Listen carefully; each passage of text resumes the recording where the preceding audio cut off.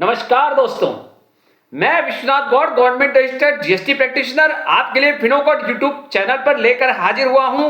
कुछ ऐसे बदलाव जो होने जा रहे हैं 1 अप्रैल 2026 से और जिसका आम जनता के ऊपर भी पड़ सकता है जेब के ऊपर असर।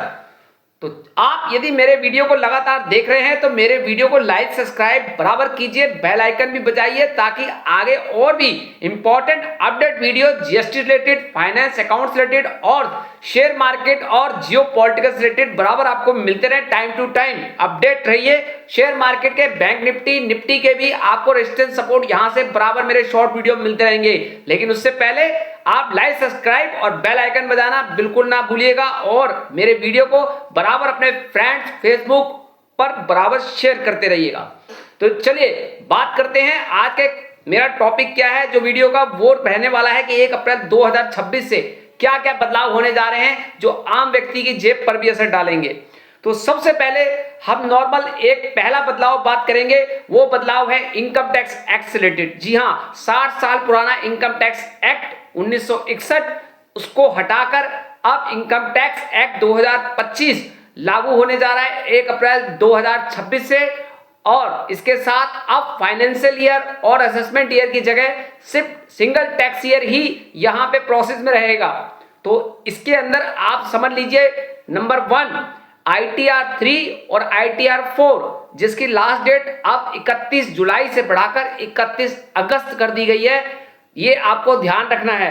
नंबर 2, अब HRA का क्लेम करना बहुत ही मुश्किल होगा क्योंकि HRA के क्लेम करने के लिए अब ओनर के पैन कार्ड के साथ भुगतान की यानी कि जो रेंट का भुगतान किया है उसकी पक्की रसीद होना भी कंपलसरी है। इसके साथ नंबर 3 जो उससे भी बड़ा यहां पे बदलाव किया गया STT चार्जेस। जी हां, जो लोग शेयर मार्केट में इंट्रा ट्रेडिंग करते हैं अब 1 अप्रैल 2026 से उनको थोड़ा इंट्राडे महंगा पड़ेगा क्योंकि STT चार्जेस के बढ़े हुए रेट 1 अप्रैल 2026 से लागू हो जाएंगे। नंबर 4, अब इसके अंदर और भी चेंजेस हैं जैसे कि अब ITR के अंदर आप देखेंगे कि बहुत सारा डाटा ऑटो पॉपुलेट आपको दिखेगा। यानी कि पहले हमें कुछ चीजें अपनी रिटर्न फाइल करते समय मेंशन करनी होती थी, लेकिन अब ITR ऑटो पॉपुलेट होगा पूरी तरीके से। इसके साथ यहां पे अब डिजिटल पेमेंट वालों के लिए जहां तक बात है, डिजिटल पेमेंट करते समय अब सिंगल OTP से काम नहीं चलेगा बल्कि डिजिटल पेमेंट में अब यहां पे 2 वे फैक्टर यानी कि 2 ऑथेंटिफिकेशन अप्लाई होगा। OTP के साथ साथ फिंगरप्रिंट या फेस ID यहां पे कंपलसरी हो जाएगी, मैंडेटरी। तो अब यहां पे जो यहां पे पेमेंट करते हैं UPI कार्ड और डिजिटल पेमेंट करते हैं वो अब 1 अप्रैल 2026 से उन्हें 2 वे ऑथेंटिफिकेशन से गुजरना मैंडेटरी होगा। इसके अलावा नंबर 6, अब यहां पे जो नौकरी पेशा लोग हैं जिन्हें कंपनी से कुछ सुविधाएं मिलती हैं तो उसके बारे में भी कहना चाहूंगा। उन सुविधाओं पे गवर्नमेंट ने कुछ लिमिट बांध दी है। जैसे नंबर 1, सबसे पहले यदि कंपनी की तरफ से किसी नौकर पेशा व्यक्ति को कार की फैसिलिटी दी जाती है तो वहां पे अब 1.6 लीटर यानी कि हम सीधा कहें कि इंजन की क्षमता के अनुसार 1.6 लीटर पर 5,000 रुपए प्रति माह तक उसको जो है यहाँ पे टैक्स फ्री रखा जाएगा, दिया गया भुगतान। बाकी इससे ऊपर का भुगतान टैक्सेबल माना जाएगा। नंबर 2, यहाँ पे मुफ्त भोजन की अगर कोई कंपनी अपने कर्मचारी को सुविधा देती है तो यहाँ पे भी 200 रुपए प्रति मील के हिसाब से ही भुगतान माना जाएगा, उससे ऊपर का भुगतान टैक्स के दायरे में आएगा। नंबर 3, इसके अलावा यदि रिटायरमेंट फंड कंपनी किसी अपने नौकरी पेशा वाले व्यक्ति को रिटायरमेंट फंड 7.5 लाख से ऊपर का पे करती है तो 7.5 लाख से ऊपर का अगर रिटायरमेंट फंड है तो वो पूरा टैक्स दायरे में होगा। 7.5 लाख तक के फंड पे कोई टैक्स नहीं होगा, लेकिन उससे ऊपर वो टैक्स के दायरे में शामिल होगा।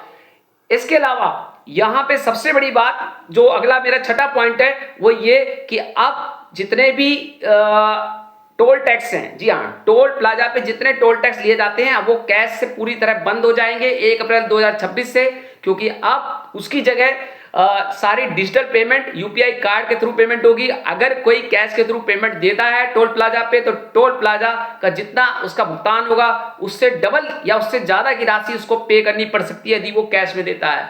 तो अलर्ट हो जाएं। और सबसे इंपॉर्टेंट बात, जैसा कि आप सबको पता है कि हर साल एलपीजी के गैस के दाम और पेट्रोल के गैस के दाम 1 अप्रैल 2026 से रिवाइज होते हैं, यानी कुछ ना कुछ बढ़ते हैं या घटते हैं। तो इस बार पूरे संभावना है कि 1 अप्रैल 2026 से एलपीजी की कीमतों में और पेट्रोल की कीमतों में आपको बढ़ोतरी यहां पे देखने को मिल सकती है। पूरी संभावना है, क्योंकि जियोपॉलिटिकल स्थिति अभी सही नहीं है। ईरान, अमेरिका और इजराइल का युद्ध चरम सीमा पर है और उम्मीद यह है कि यह युद्ध बढ़ने की संभावना है, दूर दूर तक अभी रुकने की संभावना नजर नहीं आ रही है। तो देश में कुछ दिक्कतें आ सकती हैं, कुछ चीजें महंगी भी हो सकती हैं। 1 अप्रैल 2026 से कुछ के प्राइजेस यहाँ पे बढ़े हुए दिखाई दे सकते हैं। एग्जाम्पल के तौर पे जैसे एलपीजी और पेट्रोल के यदि दाम 1 अप्रैल 2026 से बढ़ते हैं तो फिर यहाँ पे आपको कुछ खाने पीने की वस्तुएं यहाँ महंगी होती दिख सकती हैं। इंश्योरेंस सेक्टर में भी कुछ यहाँ पे इंश्योरेंस प्रीमियम में बढ़ोतरी दिखाई दे सकती है। इसके साथ साथ कुछ अन्य क्षेत्रों में भी जैसे इलेक्ट्रॉनिक सामान वगैरह में भी यहाँ पे महंगाई देखने को मिल सकती है, क्योंकि आफ्टरऑल ये सारी वस्तुएं जो हैं ट्रांसपोर्टेशन के ऊपर आधारित होती हैं। क्योंकि एलपीजी और पेट्रोल में दाम बढ़ने पर ये चीजें ऑटोमेटिक इनके प्राइस बूम करेंगे।